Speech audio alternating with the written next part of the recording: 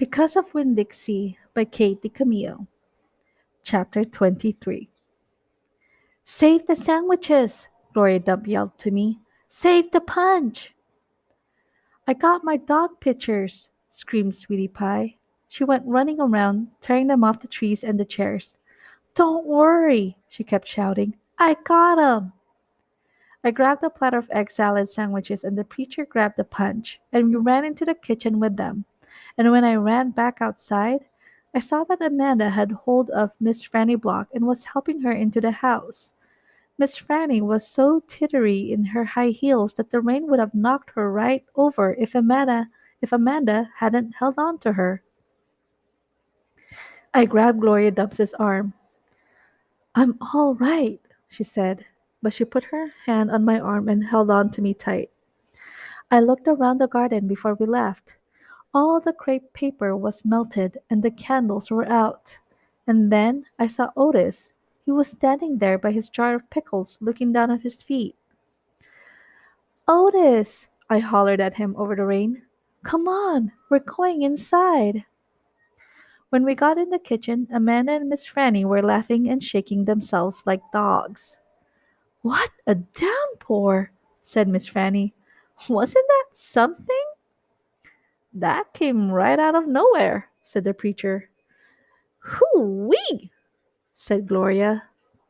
Dog, squawked Gertrude. I looked at her. She was sitting on the kitchen table. The thunder was really booming and cracking. Oh no, I said. I looked around the kitchen. Don't worry, said Sweetie Pie. I saved them dog pictures. I got 'em right here. She waved around her wad of magazine pages. Where's Winn Dixie? I shouted. I forgot about him. I was just thinking about the party and I forgot about Winn Dixie. I forgot about protecting him from thunder. Now, Opal, the preacher said, he's probably right out in the yard, hiding underneath a chair. Come on, you and I will go look. Hold on, said Gloria Dump. Let me get you a flashlight and some umbrellas. But I didn't want to wait. I went running out into the yard. I looked under all the chairs and around all the bushes and trees. I called his name real loud. I felt like crying. It was my fault. I was supposed to hold on to him, and I forgot. Opal! I heard the preacher call. I looked up. He was standing on the porch with Gloria, and Dunlop and Stevie Dewberry were standing there too. Your guests are here, the preacher said. I don't care, I hollered. Come on up here, Gloria Dump said, her voice all hard and serious. She shone her flashlight out at me. I walked up onto the porch and she handed me the flashlight. Tell these boys, hey, she said.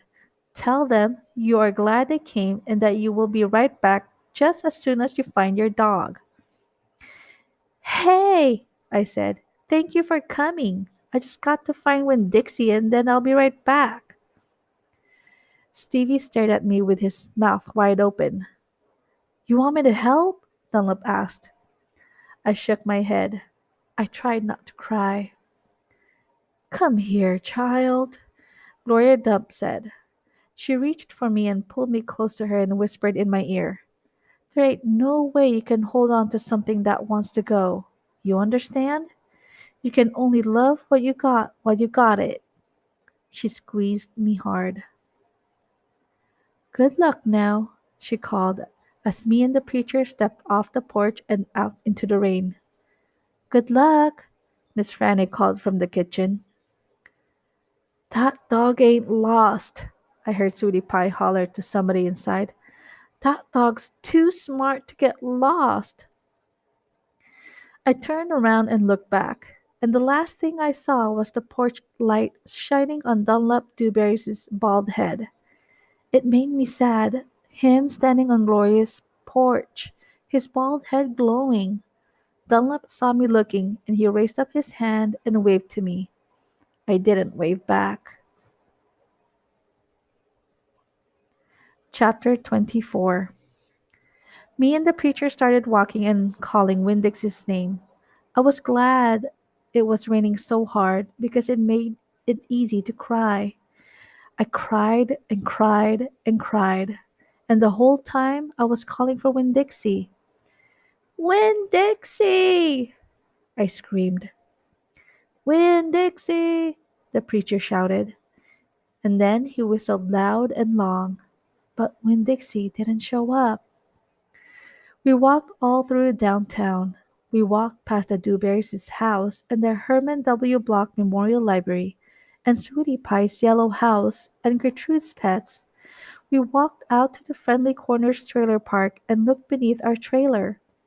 We walked all the way out to the Open Arms Baptist Church of Naomi. We walked past the railroad tracks and right on down Highway 50. Cars were rushing past us, and their taillights glowed red, like mean eyes staring at us. Daddy, I said, Daddy, what if he got run over? Opal, the preacher said, we can't worry about what might have happened. All we can do is keep looking.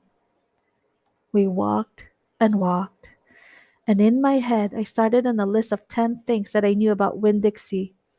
Things I could write on big old posters and put up around the neighborhood. Things that would help people look for him. Number one was that he had a pathological fear of thunderstorms. Number two was he liked to smile, using all his teeth. Number three was he could run fast. Number four was that he snored. Number five was that he could catch mice without squishing them to death. Number six was he liked to meet people. Number seven was he liked to eat peanut butter. Number eight was he couldn't stand to be left alone. Number nine was he liked to sit on couches and sleep in beds. Number 10 was he didn't mind going to church. I kept on going over and over the list in my head. I memorized it the same way I had memorized the list of 10 things about my mama. I memorized it so if I didn't find him, I would have some part of him to hold on to. But at the same time, I thought of something I had never thought of before. And that was that a list of things couldn't even begin to show somebody the real Winn Dixie, just like a list of 10 things couldn't ever get me to know my mama. And thinking about that made me cry even more. Me and the preacher looked for a long time, and finally he said we had to quit. But Daddy, I said, when Dixie's out there somewhere, we can't leave him. Opal, the preacher said, we have looked and looked, and there's only so much looking we can do. I can't believe you're going to give up, I told him. India Opal, the preacher said, rubbing his nose. Don't argue with me. I stood and stared at him. The rain had let up some. It was mostly a drizzle now. It's time to head back, the preacher said. No, I told him. You go ahead and go, but I'm going to keep on looking. Opal, the preacher said in a real soft voice. It's time to give up. You always give up, I shouted. You're always pulling your head inside your stupid old turtle shell. I bet you didn't even go out looking for my mama when she left. I bet you just let her run off too. Baby, the preacher said, I couldn't stop her. Don't you think I wanted her to stay too? Don't you think I miss her every day? He spread his arms out wide and then dropped them to his sides. I tried, he said. I tried. Then he did something I couldn't believe. He started to cry. The preacher was crying. His shoulders were moving up and down, and he was making snuffly noises. And don't believe that losing Winn Dixie doesn't upset me as much as it does you. he said. I love that dog. I love him too. Daddy, I said. I went and wrapped my arms around his waist. He was crying so hard, he was shaking. It's all right, I told him. It's okay. Shh, I said to him like he was a scared little kid. Everything will be okay.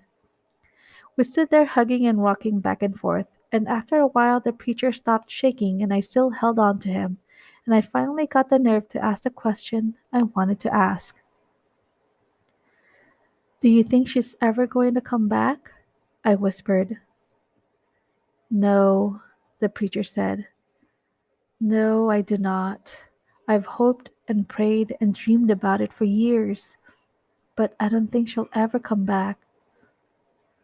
Gloria says that you can't hold on to anything, that you can only love what you've got while you've got it. She's right, the preacher said.